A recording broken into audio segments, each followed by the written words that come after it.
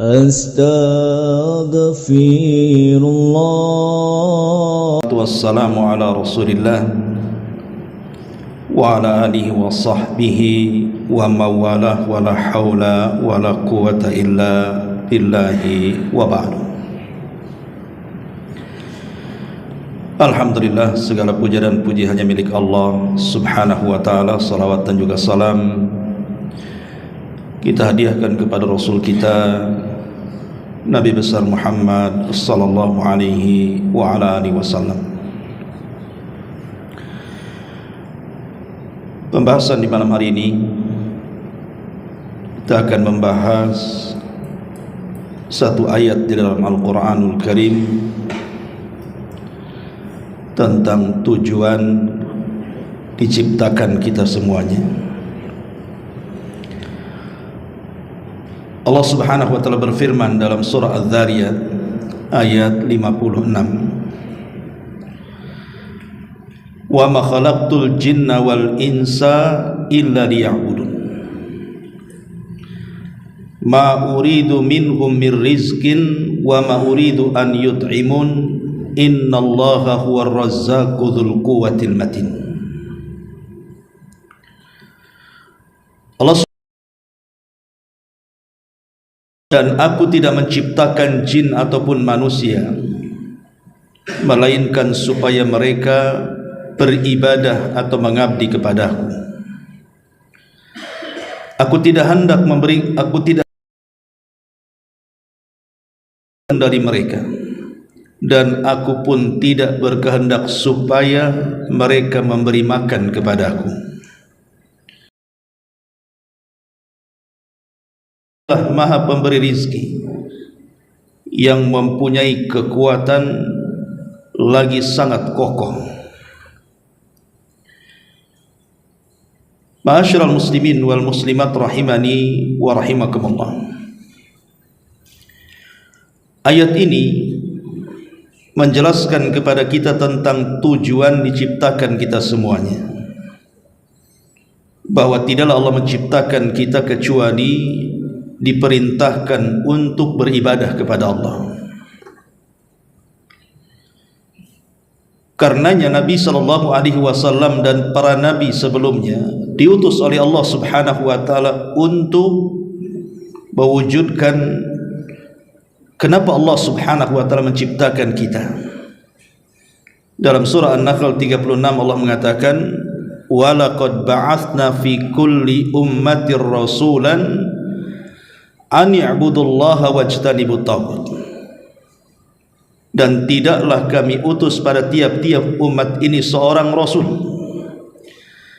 di mana tugas mereka menyeru kepada manusia beribadahlah kepada Allah dan jauhi perkara taghut. Ma'asyiral muslimin yang dimuliakan Allah subhanahu wa ta'ala, ada beberapa kaidah yang harus kita pahami seputar ibadah ini. Namun sebelum saya menjelaskan tentang kaidah-kaidah seputar ibadah, terlebih dahulu kita akan menjelaskan apa penyebab Allah subhanahu wa ta'ala mensyariatkan ibadah kepada kita dan apa hikmahnya. Adapun sebabnya, tadi saya sudah jelaskan bahwa sebab puncaknya adalah Allah subhanahu wa ta'ala menciptakan kita semuanya, bahkan manusia dan jinnya, adalah untuk beribadah. Kemudian yang kedua, ibadah ini adalah bentuk al-imtihan. Imtihan atau ikhtibar artinya ujian bagi kita semuanya. Karena Allah subhanahu wa ta'ala berfirman, alladzi khalaqal mauta wal hayata liyabluwakum ayyukum ahsanu amala. Dialah yang menciptakan kematian dan kehidupan. Untuk apa? Menguji kalian. Apa yang diuji? Siapa di antara kalian yang baik amalannya, yang baik ibadahnya. Jadi dengan adanya ibadah itu kita sedang diuji oleh Allah subhanahu wa ta'ala. Apakah kita termasuk orang-orang yang taat dengan Allah dan tunduk kepadanya, ataukah orang-orang yang bermaksiat dan membangkang kepada Allah Subhanahu wa ta'ala? Makanya Allah perintahkan kita ibadah. Ma'asyiral muslimin yang dimuliakan Allah Subhanahu wa ta'ala, adapun hikmahnya tentu banyak sekali. Pertama, dengan adanya ibadah ini kita bisa tenang hati. Jadi hati kita ini bisa tenang dengan adanya ibadah. Karena Allah Subhanahu wa ta'ala berfirman dalam surah Ar-Ra'd ayat 28, alladzina amanu wa tatma'innu qulubuhum bi dzikrillah, ala bi dzikrillahi tatma'innul qulub. Dan orang-orang yang beriman kemudian mereka merasa tenang hati-hati mereka dengan zikir kepada Allah. Ingatlah dengan berzikir kepada Allah, artinya ibadah. Karena zikir bagian ibadah, maka hati-hati manusia akan tenang. Jadi ibadah itu diantara hikmahnya adalah supaya hati kita tenang.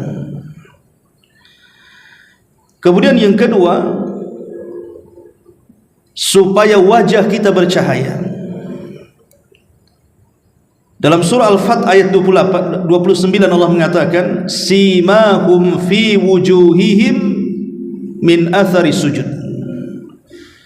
Tanda mereka ada pada wajah-wajah mereka dari bekas-bekas sujud mereka. Ulama tafsir mengatakan maksudnya tanda-tanda mereka ada di wajah-wajah mereka dengan pengaruh sujud. Orang-orang yang suka beribadah, Allah akan berikan cahaya di wajah mereka di dunia, di kuburan, bahkan kelak pada hari kiamat. Dan ini sudah saya jelaskan ketika menjelaskan tentang kelompok-kelompok orang-orang yang mendapatkan cahaya. Kemudian yang ketiga, dengan adanya ibadah bisa meluaskan rizki, bahkan keberkahan dalam hidup. Nuh alaihi salatu wassalam pernah menasihati kaumnya saat pacaklik yang berkepanjangan hampir 40 tahun lamanya. Nuh mengatakan, faqultu astaghfiru rabbakum innahu kana ghaffara yursilis samaa alaikum midrara wa yumdidkum bi amwalin wa banin wa yaj'al lakum jannatin wa yaj'al lakum anhara. Kata Nuh kepada kaumnya, banyak-banyak istighfar kalian, dan istighfar bagian daripada ibadah.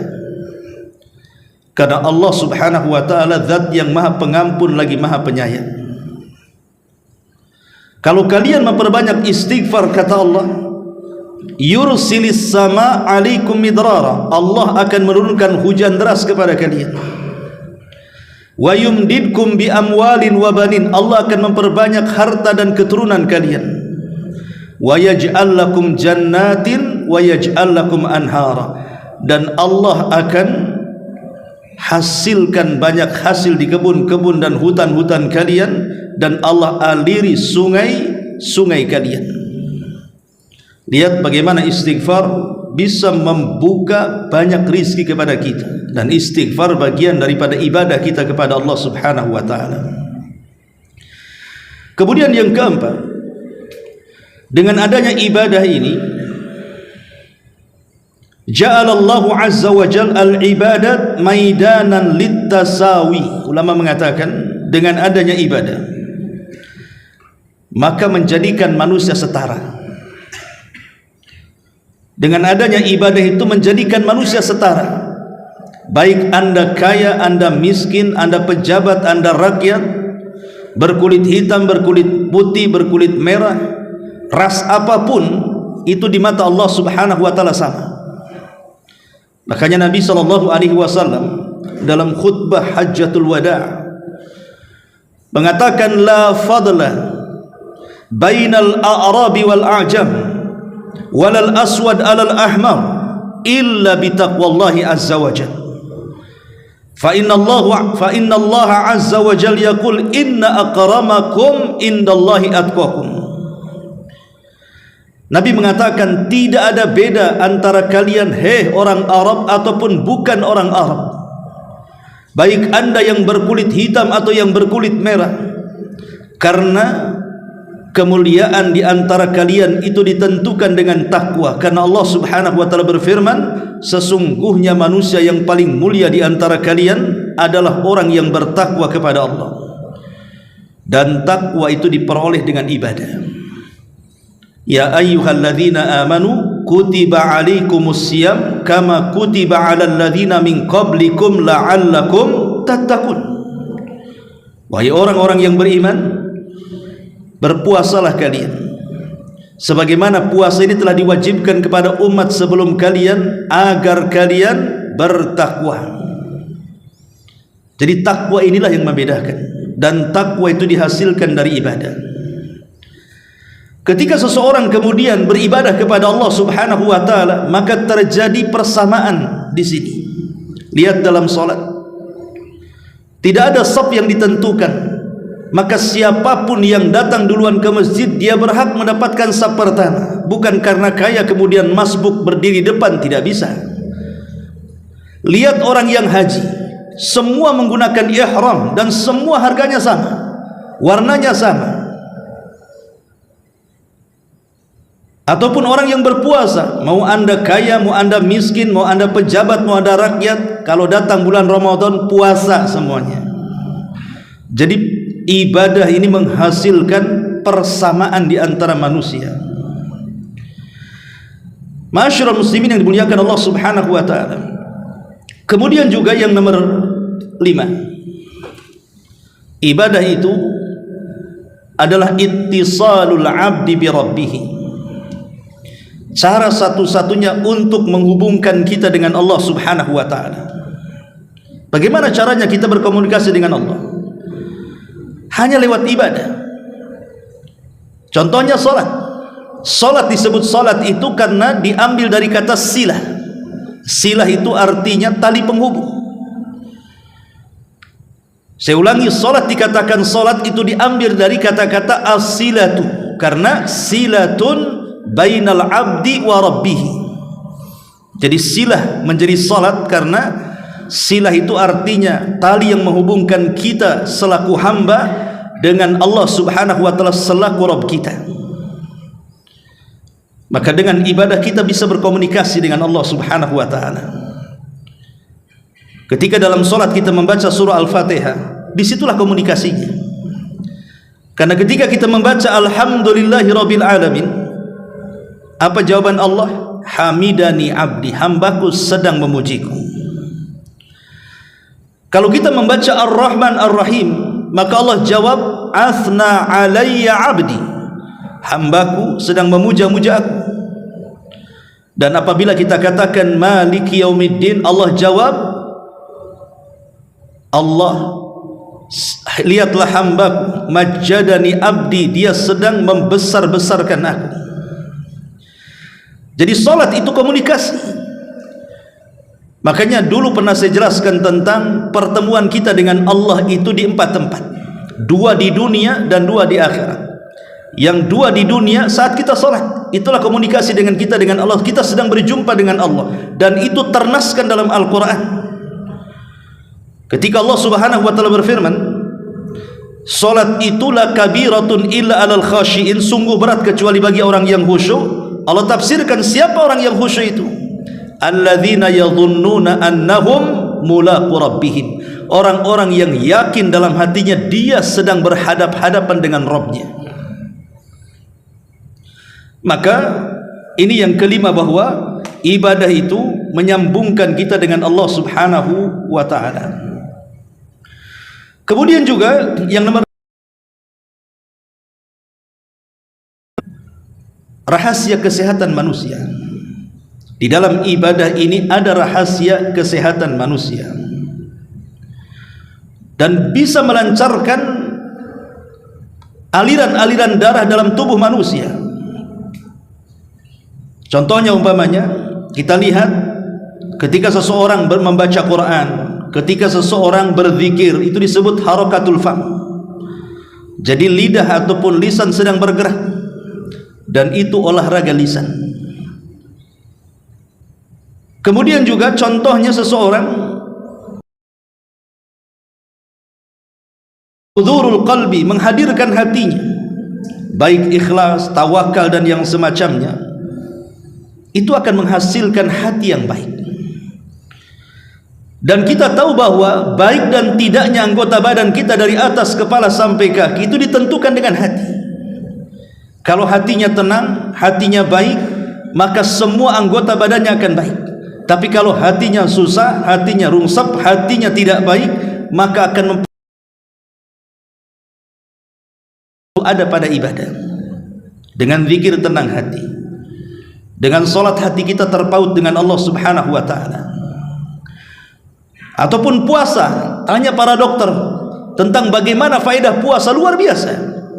Makanya hampir semua agama mensyariatkan puasa, karena bukan hanya bicara soal pahala di balik puasa, tapi lebih daripada itu ada kesehatan di situ. Sebutkan ibadah apa saja, pasti ada mengandung kesehatan di dalamnya. Maka ini diantara faedah ibadah. Kemudian yang selanjutnya, dengan adanya ibadah kita dilatih kedisiplinan sebenarnya, supaya kita tidak menjadi malas. Makanya kenapa Nabi SAW ketika menjelaskan bahwa setan itu setiap malam mengikat tengkuk anak Adam itu 3 ikatan, maka 3 ikatan tidak mungkin dilepas kecuali dengan 3 ibadah. Pertama, ketika bangun dia berzikir kepada Allah, lepaslah 1 ikatan.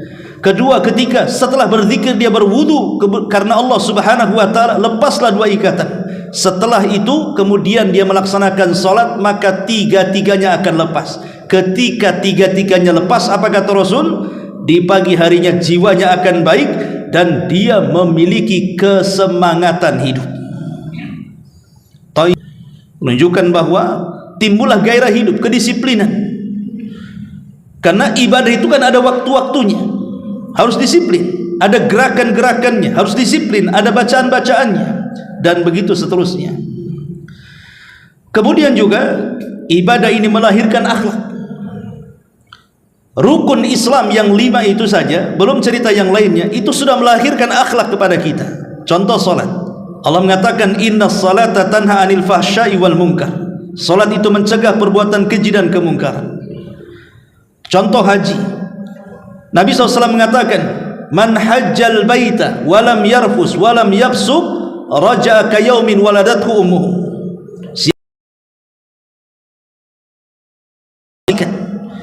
Dia tidak mengucapkan kemungkaran, maka pulang dari haji seperti anak yang baru dilahirkan orang tuanya tanpa dosa. Lihat puasa, ketika Nabi SAW mengatakan kalau anda sedang berpuasa kemudian ada orang yang mengajak bertengkar dengan anda, apa kata Rasul? Fakulum ru'un inni sa'imun. Katakan saya sedang berpuasa. Menghindari akhlak yang wa tuzakkihim biha. Ambillah harta-harta mereka, dizakatkan supaya bisa membersihkan harta mereka dan mensucikan hati-hati mereka. Tazkiyatun nafsi. Zakat itu untuk mentazkiyah diri, dan itu bagian daripada akhlak. Jadi intinya bahwa ibadah itu melahirkan akhlak, dan banyak lagi. Ma'asyiral muslimin yang muliakan Allah Azza wa Jalla, baik kita masuk pada kaidah-kaidah ibadah.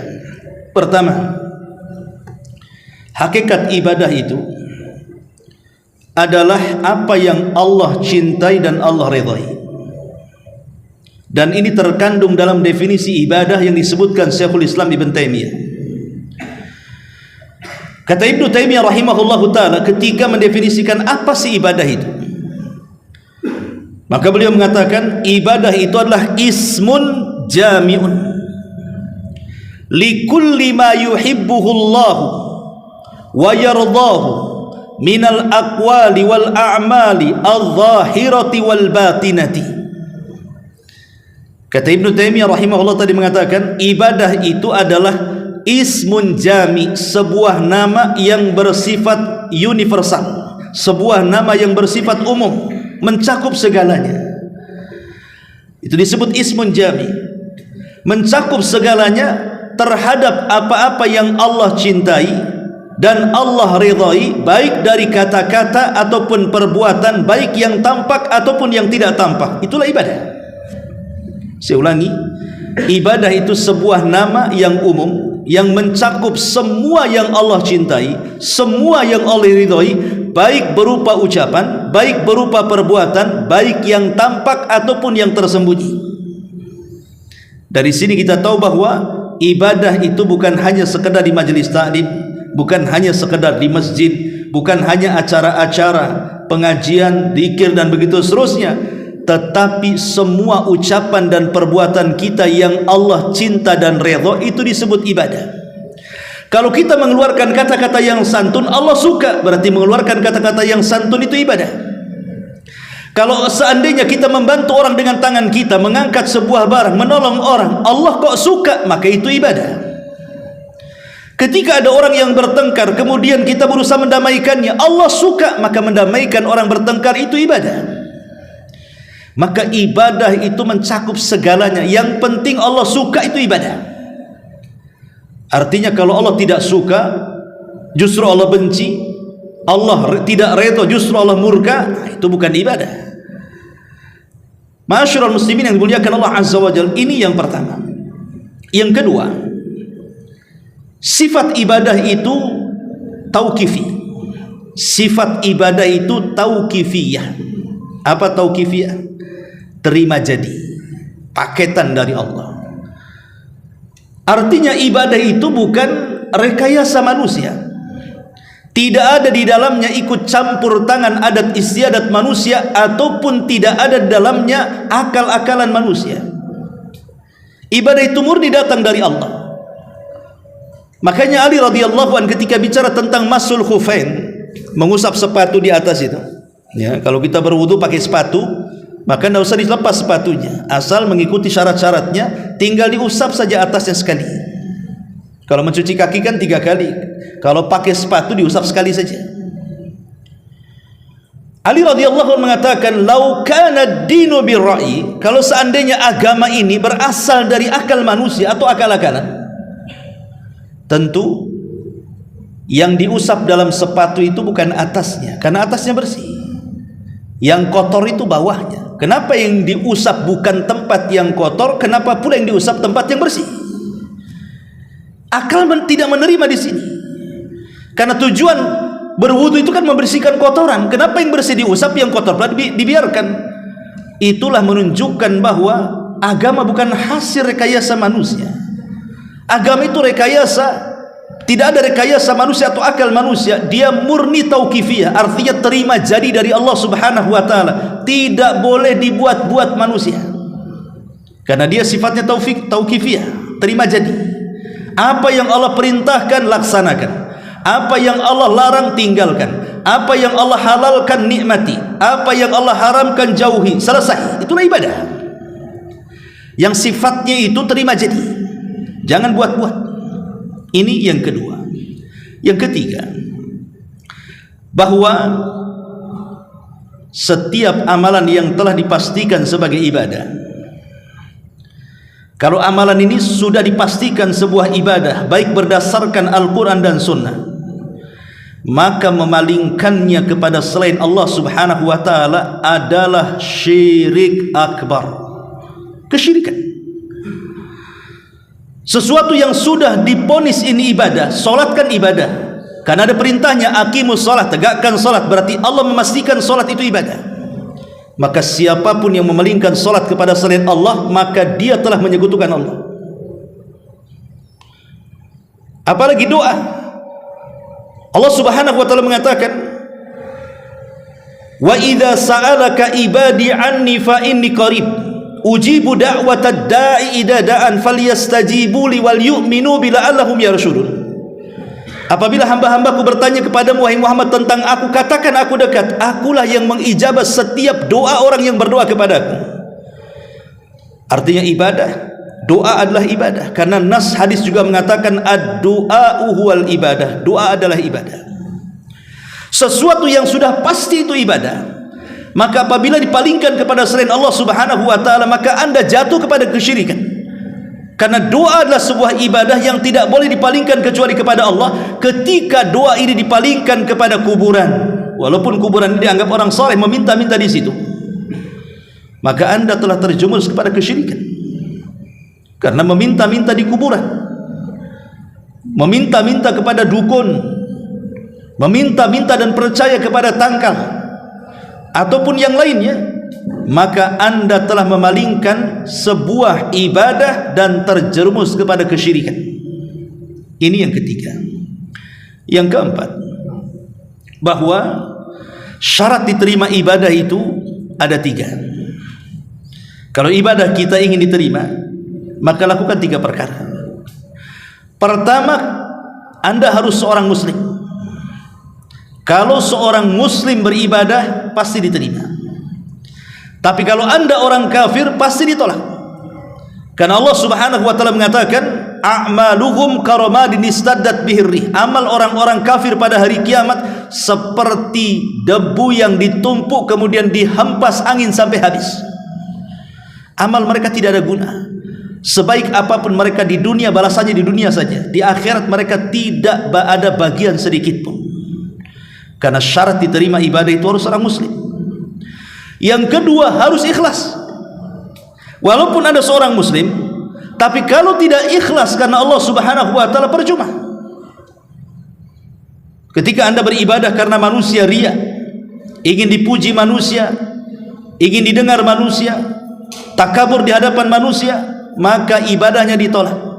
Ana aghna syuraka 'ani syirki man 'amila 'amalan asyraka bi ma'i taraktuhu wa syirkahu. Akulah zat yang paling kaya dari seluruh sekutu-sekutuku, maka siapa yang beramal saleh menyekutukan aku di dalamnya, aku tinggalkan kesyirikan dan para pelakunya. Ini Allah berfirman hadis qudsi. Artinya bahwa siapapun yang memalingkan ibadah karena manusia, karena pujian dan begitu seterusnya, maka ditolak ibadahnya, karena harus ikhlas karena Allah Subhanahu wa taala. Wa ma umiru illa liya'budullaha mukhlishina lahuddin. Tidaklah mereka diperintahkan untuk beribadah kecuali ikhlas, ketaatan hanya diberikan kepada Allah. Yang ketiga, harus ittiba, mencontoh Nabi. Anda seorang muslim, Anda sudah ikhlas, tapi ibadah Anda tidak mencontoh Nabi, Anda buat-buat sendiri. Salat Isya tadi saya buat 10 rakaat. Diterima salatnya? Tidak diterima. Karena Rasul tidak mencontohkan salat Isya itu 10 rakaat. Anda berkurban, tiba-tiba orang pakai unta, pakai sapi, pakai kambing, Anda pula pakai kuda. Rasul tidak mencontohkannya, maka korban Anda ditolak. Anda masuk rumah, tiba-tiba setiap masuk rumah melaksanakan 2 rakaat salat. Harusnya masuk masjid, itulah 2 rakaat salat tahiyatul masjid. Ini tidak masuk rumah, 2 rakaat salat tahiyatul bait namanya. Diterima salatnya? Tidak diterima, karena Rasul tidak mencontohkannya. Atau Anda kemudian menyembelih kurban sebelum salat Id, diterima ibadahnya? Tidak, walaupun itu adalah hari Idul Adha, karena waktunya sudah ditentukan setelah salat Id baru diterima. Kalau sebelum salat Id disembelih, itu bukan kurban namanya, hanya penyembelihan biasa, karena tidak mencontoh Nabi SAW. Jadi ibadah ini harus mencontoh Nabi SAW. Pertama, dalam bilangan. Kalau Rasul sudah menyebutkan bilangan, maka jangan membuat bilangan baru. Maghrib 3 rakaat jangan pula ditambah menjadi 4 rakaat. Wudu 3 kali 3 kali, jangan ditambah jadi 4 kali 4 kali 5 kali 5 kali. Karena Rasulullah wa zalama, barang siapa yang menambah dalam basuhan wudu lebih daripada 3, dia telah berbuat jahat dan zalim. Karena Rasul tidak mencontohkan. Pamannya sebab masuk masjid salat betul, tapi sebab masuk rumah salat tidak ada hadisnya, tidak ada perintahnya. Ataupun masalah kaifiah cara. Orang salat tadi takbiratul ihram, kemudian berdiri, ruku, sujud dan seterusnya, tidak, dia salat dari tasyahud dulu. Ini tidak tertib, Rasul tidak mencontohkannya. Tidak ada cara seperti itu, ya. Ataupun mamanya dalam tempat dan waktu. Haji ke Mekah, ini enggak haji ke Karbala, ke Irak sana, seperti yang dilakukan orang-orang Syiah. Diterima hajinya? Tidak, karena haji itu hanya bisa ke Mekah saja. Disitulah tempat manasiknya. Kok ke Karbala pula hajinya, gimana ceritanya? Ataupun masalah waktu juga sama tadi. Contohnya umpamanya kurban tadi, waktunya setelah sholat id dia gunakan sebelum sholat id, tidak diterima kurbannya. Jadi perkara-perkara ini walaupun sudah dilakukan, Anda seorang muslim, Anda ikhlas, kalau tidak mencontoh Nabi, percuma ibadahnya. Dan tiga-tiganya harus ada. Inilah disebut syarat diterimanya amal. Ini yang bahwa ibadah itu tidak, ibadah itu kan ada dua, ada ibadah badan, ada ibadah hati. Dan ibadah badan itu ditentukan ibadah hati. Ingat, Anda dapat pahala saat sholat. Itu sholat kan ibadah badan, itu ada gerakan-gerakannya.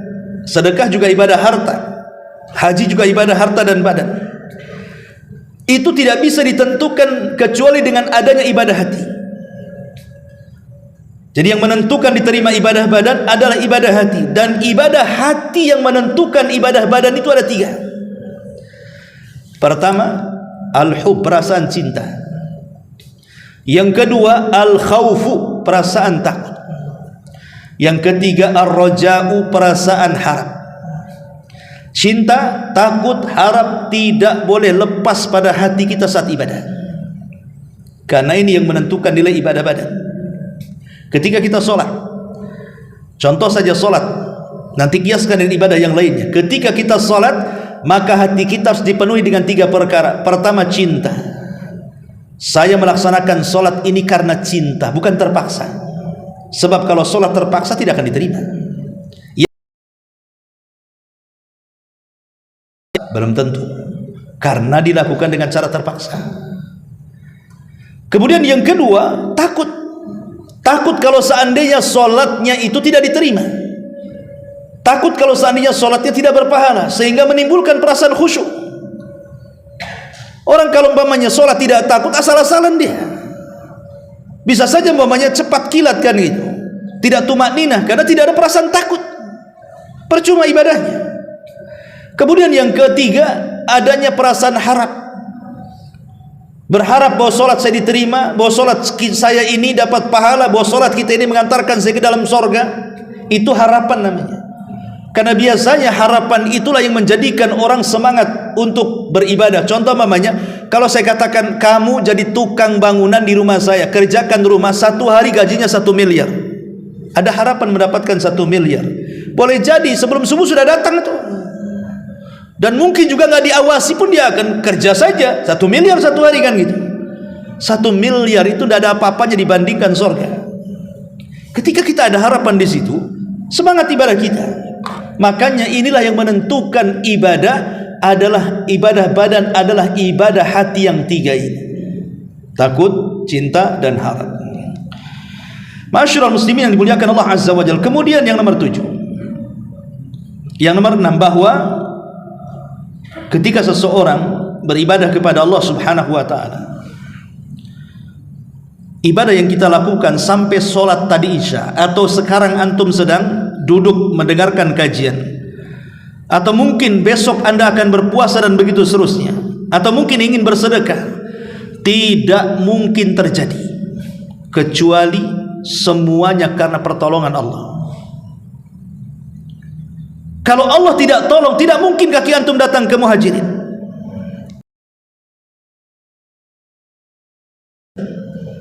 Kalau bukan karena pertolongan Allah, jangankan cerita ibadah-ibadah besar, ibadah kecil saja tidak mungkin kita lakukan.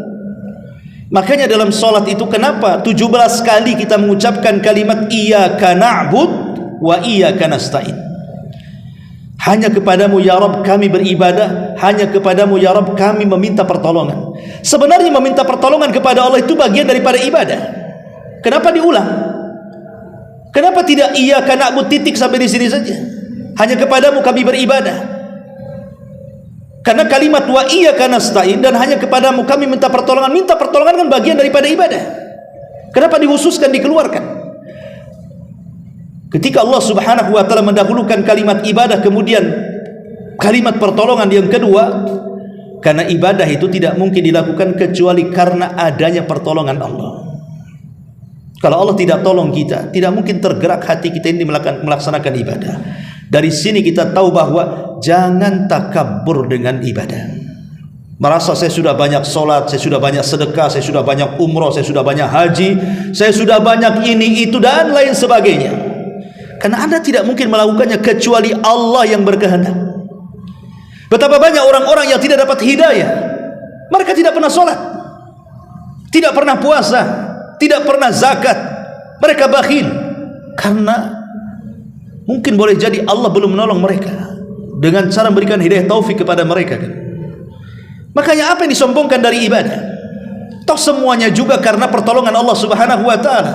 Maka bersyukurlah kepada Allah Subhanahu wa taala. Karena ibadah itu tidak lain, ini sebuah nikmat karunia yang besar dari Allah. Ketika kita bisa beribadah, ini nikmat. Karena banyak orang yang luang waktu, punya tenaga, sehat badan, punya biaya, tidak sanggup mereka beribadah. Ada waktu, tidak pun dia datang ke pengajian, tidak pun dia itu sholat berjamaah, tidak pun mungkin dia punya kemampuan harta banyak, tak mau pula sedekah dia. Jadi orang-orang yang kemudian dia mampu melaksanakan apa yang manusia tidak mampu, maka Anda telah diberikan nikmat yang paling besar dalam bentuk hidayatut taufik namanya. Dan nikmat hidayah itu setinggi-tingginya nikmat dalam badan kita. Rumah mewah, kendaraan indah, tanah di mana-mana, uang triliunan, tidak seberapa dengan nikmatul hidayah. Nikmatnya sebuah hidayah. Kenapa? Karena gemerlapnya keindahan dunia itu ada waktunya kita akan meninggalkannya. Boleh jadi dunia yang meninggalkan kita atau kita yang meninggalkan dunia. Tapi hidayah itu akan terus dibawa kenikmatannya sampai setelah kematian kita. Ma'asyiral muslimin wal muslimat rahimani wa rahimakumullah. Dan ingat bahwa yang keberapa, yang ke-8. 8. Bahwa manfaat ibadah itu tidak kembali kepada Allah. Ingat, manfaat ibadah itu tidak kembali kepada Allah, tapi manfaat ibadah itu kembali kepada kita. Allah tidak berhajat dengan ibadah kita. Makanya lihat di dalam Al-Quran itu banyak sekali kalimat-kalimat, wa man syakara fa innama yashkuru li nafsi. Siapa yang bersyukur, hakikatnya dia telah bersyukur untuk dirinya, bukan untuk Allah. Kemudian Allah mengatakan, man ihtada fa innama yahtadi li nafsi. Barang siapa yang mendapatkan hidayah itu untuk dirinya. Kemudian juga Allah mengatakan, in ahsantum ahsantum li anfusikum wa in asatum falaha. Kalau kalian melakukan kebaikan, kebaikan itu kembali kepada diri kalian. Sebagaimana kalau kalian berbuat jahat, kejahatan itu kembali kepada diri kalian. Jadi Allah Subhanahu wa taala tidak berhajat dengan kita, tidak berhajat dengan ibadah kita. Semua ibadah yang kita lakukan itu hajatnya kembali kepada kita, kebaikannya kembali kepada kita, tidak ada kepada Allah. Satu dunia kufur tidak bisa mengurangi kekuasaan Allah. Satu dunia beriman tidak menambah kekuasaan Allah. Kita ini adanya tidak menggenapkan, perginya juga tidak mengganjilkan. Bagi Allah Subhanahu wa taala kita ini apa? Kita ini makhluk kecil yang kalau seandainya jin dan manusianya berkumpul di sebuah tanah lapang, kemudian mereka meminta sesuatu kepada Allah dengan permintaan yang satu dengan yang lainnya, jin dan manusianya berbeda-beda, dari mulai orang hidup sampai yang terakhir mati, Allah sanggup memberikan semua permintaannya. Dan Allah sanggup memberikan permintaannya hanya seperti tetesan yang di ujung jarum yang dicelupkan di tengah-tengah lautan. Lautan itulah kekayaannya. Satu tetes yang di ujung jarum itulah cukup untuk mengabulkan semua permintaan manusia dan jinnya. Allah itu kaya, artinya dia tidak butuh dengan kita. Walillahil matsalul a'la. Walillahil matsalul a'la. Tentu bagi Allah permisalan lebih tinggi. Sesama manusia saja ada orang yang triliunan, kaya raya, tiba-tiba kita ngasih uang 100.000, 200.000, mungkin diketawakan oleh mereka. Boleh jadi kemudian mereka mengatakan, kau menghina aku, uangku triliunan, ngapain kau kasih sedekah sama aku? Itu sesama manusia bisa tersinggung loh ya. Kalau ada orang miliarder, triliunan duitnya, tiba-tiba ada orang yang sedekah kepada dia 100-200 ribu, apa enggak marah dia? Serasa dihina kan? Tapi Allah subhanahu wa ta'ala tentu berbeda kekayaan dengan manusia. Dia zat yang jauh lebih kaya. Dia tidak berhajat dengan kita. Makanya tadi ayat yang kita baca, wa ma khalaqtul jinna wal insa illa liya'budun ma uridu minhum mir rizqin wa ma uridu an yut'imun. Tidaklah aku ciptakan jin dan manusia kecuali untuk beribadah kepadaku.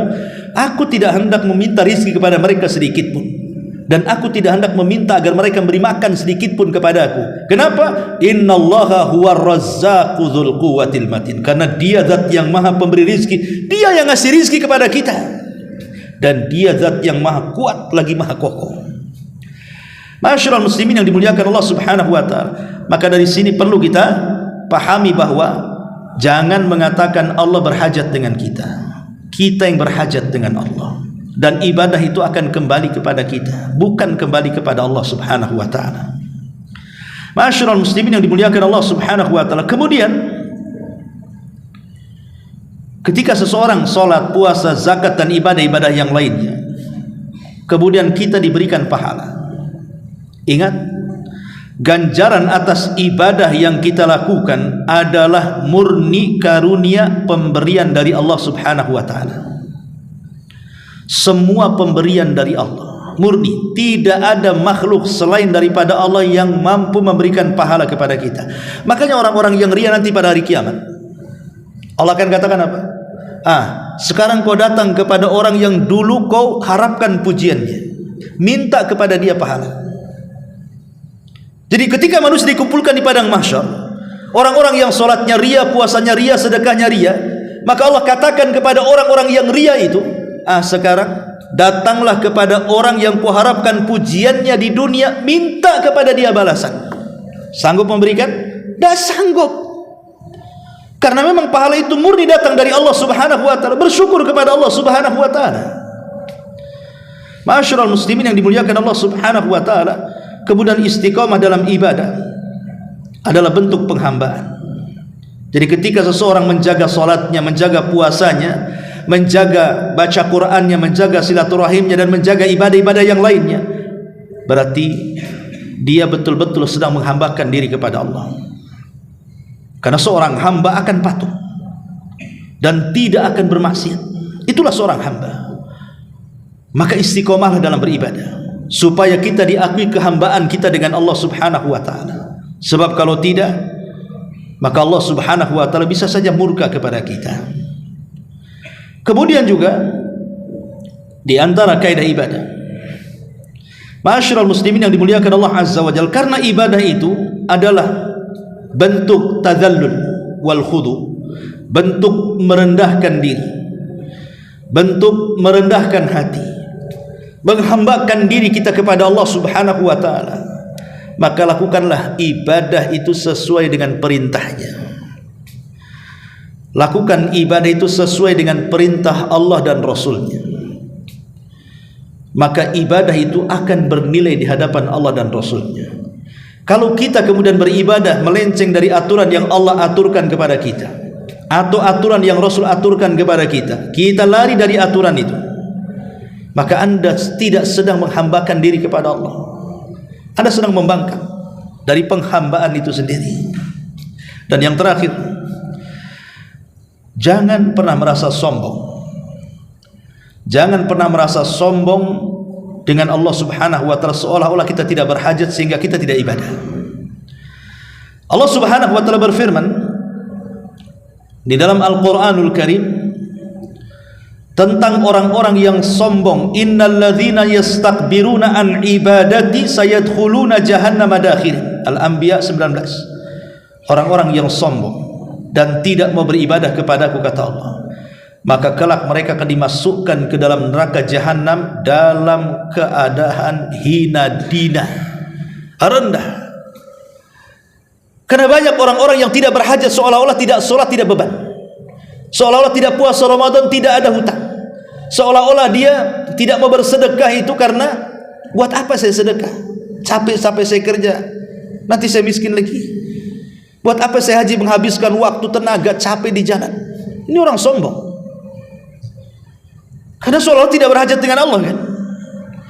Kita ini tidak lepas dari Allah Subhanahu wa taala.